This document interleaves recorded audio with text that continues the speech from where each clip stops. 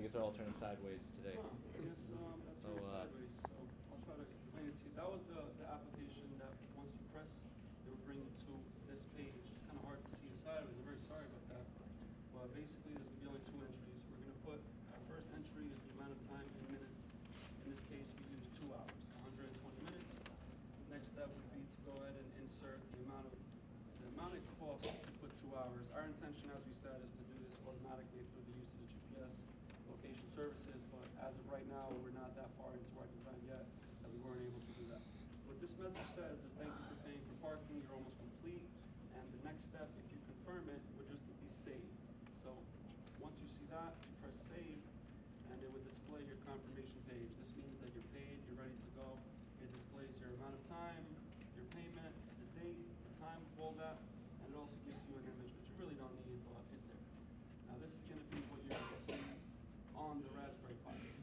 So once you put that entry in, automatically our code is going to run and send this image to our Pi. Quick park, little information for the parking attendant, and that code. Now once the attendant takes their phone or whatever device they use to scan it, as we just did here, you scan that QR code, it brings you directly to the confirmation page.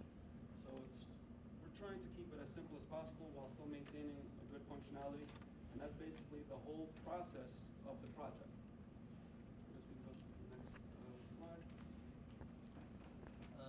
So like my colleague just stated, so the user has to utilize the hotspot capabilities in their smartphone to give access to the Pi so it can access the database. So we created 2 applications, one for the server and one for the client socket application, and for sending and receiving data. So that's the sending payment and time, and then receiving back a confirmation saying it was accepted. So we were able to establish the ability to send and receive the data, use the socket applications. As I just said, the connection is done using IP4V LAN connection to establish client connections to the main server. To have the system perform as designed, we're in need of creating a client socket application for the Raspberry Pi, which uses Linux and Python programming. And the design requirements dictate the ability to write coding applications in several different languages. So we were unable to learn all the multiple languages that were required of us, but we. Well, looking at it in hindsight, hindsight's always 20/20, of course, and there's never really as much time as you'd like to have to do this type of work. One thing we were definitely humbled by is the amount of coding languages and coding abilities that we were going to be required to do. We're both electrical engineers, and our focus would be primarily on that aspect, but not realizing what we were getting into, we picked the project that's primarily coding and computer software engineering based. So we were able to, get a good grasp as far as the fundamentals and basics of development as far as, well, we needed Android development, we needed Java, the Pi runs on Linux, Python programming, and basically we would need to write a client socket program for each one of those applications, which definitely was very difficult, and like I said, it was a very humbling experience, but we did the best we could do with the time allotted and the group that we had. The next one.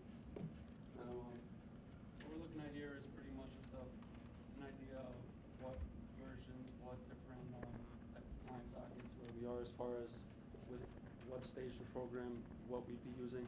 So as far as the driver payment, we'd be doing that through Android phone or even an iOS device, Apple. Now, if we used an Android phone, we're using Java code. That's for our client socket on that end. We actually built this code using Windows. We did it on Visual. We did it through Eclipse IDE, and basically got the client socket. We connected to the server. We established the connection. We built our database server also on Windows. We did that using C++. We created a server socket to get online with our database. We were able to establish a connection. We were able to send and receive information, and we did test our data. Only issue is, as far as getting this to work the way we needed it to work, instead of sending text and slight information as far as that's concerned, we wanted to be able to send, in this case, an image, QR code. which is far more complex than we thought it was going to be, and we had a very tough time doing that, but we were able to create the socket connections, but not the design that we had intended from the start. We were not able to accomplish it, and we hope that maybe in the future, maybe some student next semester or someone along the line could pick up where we left off and establish these connections the way they're meant to be done. As far as payment status is concerned, you'll be having this image on your Raspberry Pi, which is connected through the hotspot Wi-Fi. It's going to be an LCD display that's going to display our image.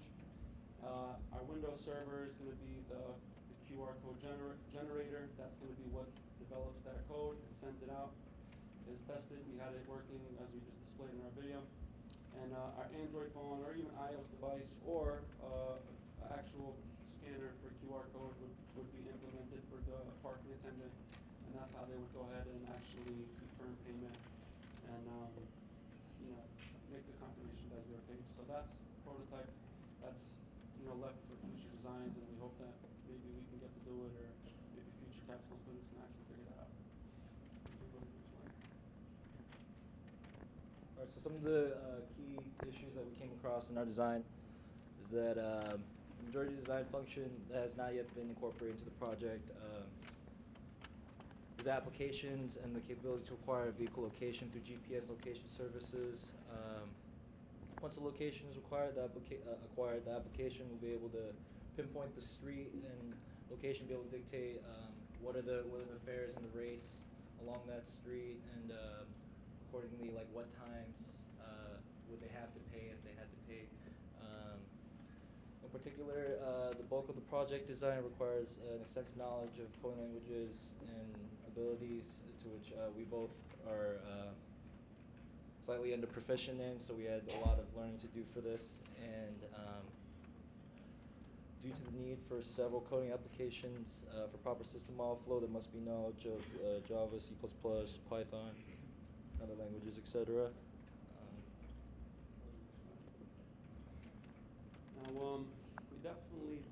We definitely did learn a lot. Unfortunately, we weren't able to complete our model as intended. We would have loved to create it because we feel like this is actually something that does have a market need. This could be marketed, this could be purchased. People definitely would be interested in something that would have this functionality.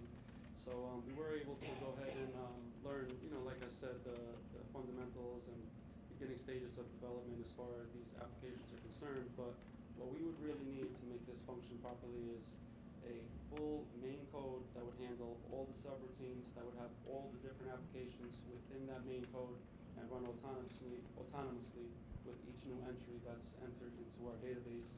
And unfortunately, that's a little bit more than we were able to handle.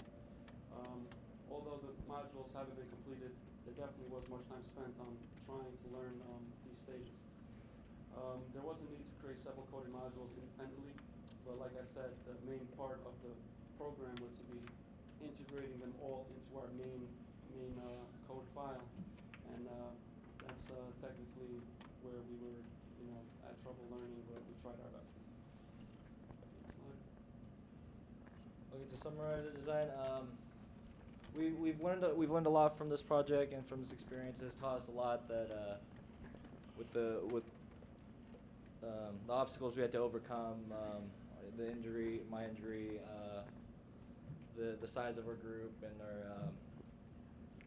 our lack of knowledge in coding. We've learned a lot. We've learned how to manage our time better. We've learned how to just be put in high pressure situations and try to make the best out of it, and just pull for our best effort on this. As far as pretty much this design is concerned, basic summary of pretty much where this is meant to go is initially the first step would be to download application. Once you make your account and you have the application on your phone and it's handy, that would be the major step. Once you have that on your phone, the rest is actually, as far as the user is concerned, it's very easy to use and actually get the task done. Now, pretty much where we are now is we're in need of definitely location services with GPS and ability to pinpoint the location, because that would take away the need for manually entering how much it would cost per hour to pay for your parking. Nobody wants to do math about parking and paying for it, so that's obviously where we lack in making our development for the program.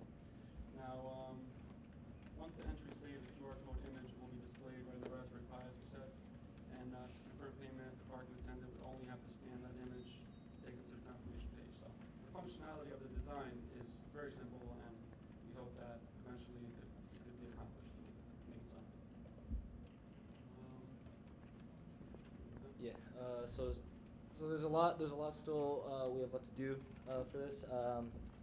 We hope that someone will be able to pursue this project to completion in the future, if not in the coming years. In order to complete the desired system, we want it to work autonomously so that every new entry that's added, in regard to all the steps being completed in the display, so we'd like for it to come, so you go in the application, you pay for your time, relays back, and it displays onto the quick parking device so that you can make parking a lot easier.